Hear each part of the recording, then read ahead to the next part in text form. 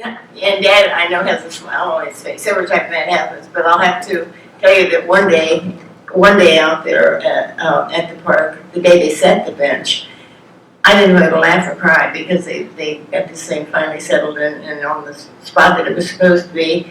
And we kind of left, and all of a sudden children came from everywhere.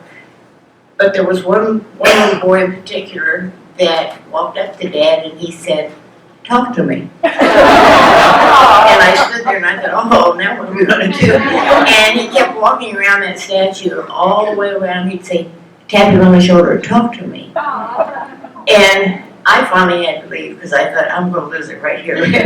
But I'll never forget that child because he really believed, I think, at that point that Dad was alive and well. And but it's, these people are absolutely fabulous. They want to give a lot of attention to me today, and that's not necessary.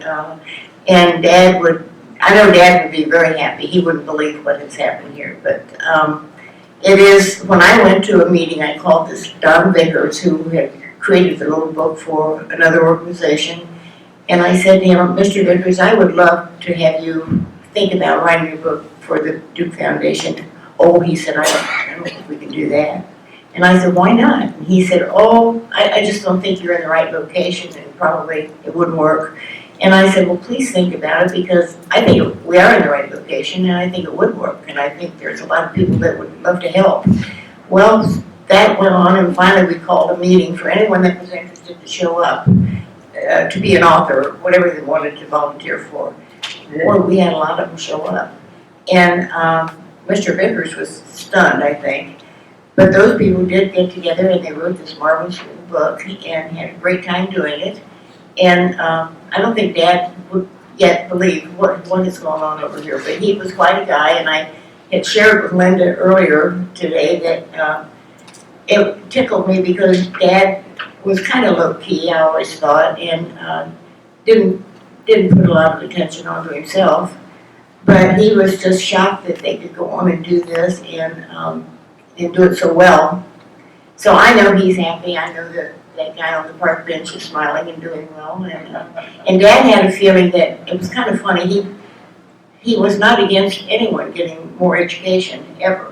But he always thought there was a void there for those that didn't want to go to college, that wanted a career.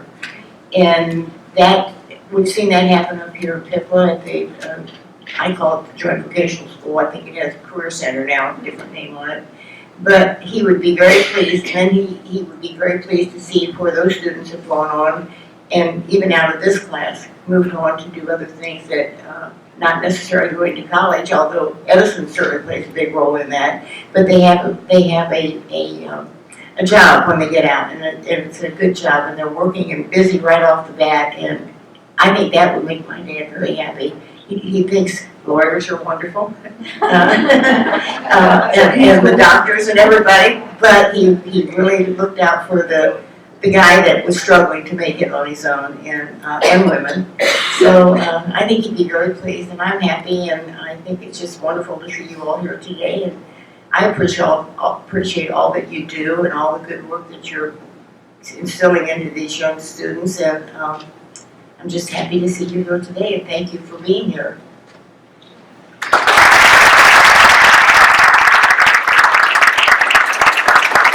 I'm applying for a job. So we're going to, we have in honor of really the commitment of the Duke Foundation, and again, I think Pat really obviously shared with you the story and vision.